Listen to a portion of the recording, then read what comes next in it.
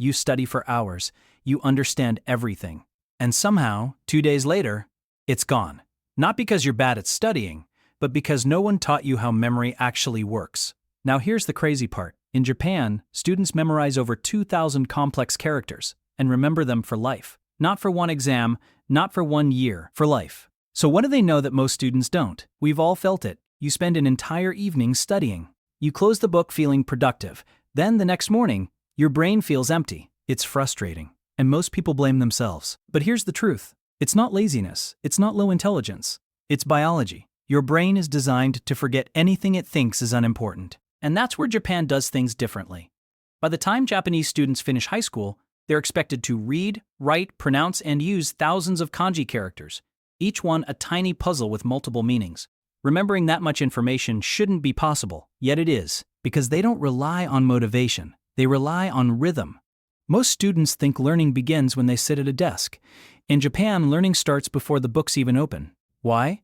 Because the brain isn't a switch. It's more like soil. You can't plant seeds in dry ground and expect growth. You prepare the soil first. That's exactly what Japanese students do every morning. Many start their day by stepping into natural light. A short walk, stretching near a window, even the commute to school.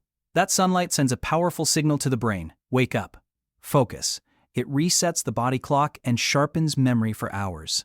Some add light movement, not workouts, just gentle motion. Even 10 minutes increases memory recall dramatically. Only after that do they touch their books. Here's where it gets interesting. Instead of jumping straight into new material, Japanese students first recall what they learned yesterday. Not rereading, not highlighting, they test themselves. Because the brain doesn't grow through input, it grows through retrieval. Pulling information out strengthens memory far more than putting more information in. By recalling old knowledge first, the brain locks it in and makes room for new learning. Japanese culture values small, quiet rituals. Arranging the desk, pouring tea slowly, taking one calm breath before starting. It might seem insignificant, but it sends a powerful message to the brain. This moment matters. And the brain only keeps what feels important. That's how short-term memory becomes long-term memory. Many students treat the afternoon like a war zone. Caffeine, panic, endless cramming. Japanese students don't fight their brain, they work with it. They study in focused bursts. Roughly 40 minutes of deep focus, followed by a real break. Not scrolling, not multitasking, just stepping away. Why? Because during breaks, the brain is still replaying what you learned in the background, organizing it, strengthening it.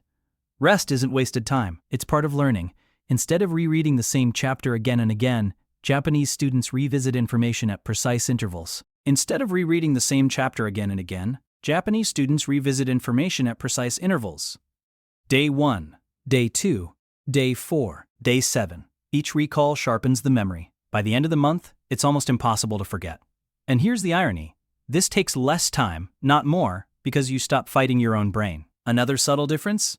Lunch. Instead of heavy, greasy meals that cause crashes, meals are lighter. Rice, vegetables, fish. Why does that matter? Because focus isn't willpower, it's chemistry. A steady body creates a steady mind. Throughout the afternoon, students also take tiny mental resets.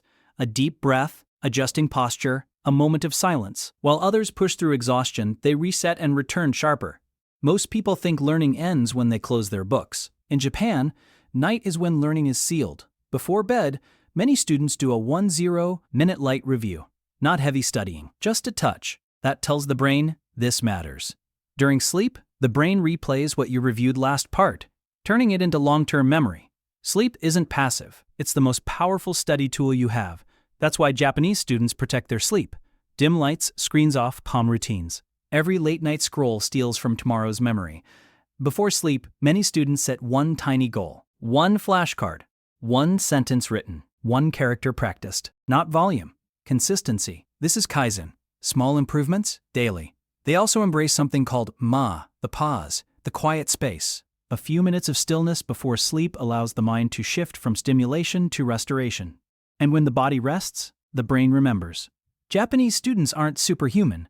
They don't have higher IQs. They don't study longer. They have better rhythm. Morning is aligned, afternoon is structured, evening is sealed, night is restorative. And when rhythm replaces chaos, knowledge stops disappearing. So here's your challenge. Tomorrow, try just one change. 2 minutes of movement in the morning, one recall before learning something new, or turning off your screen 30 minutes earlier tonight. Not perfection, just rhythm. Because the truth is this: the future doesn't belong to those who study harder. It belongs to those who study smarter, and that can start tonight.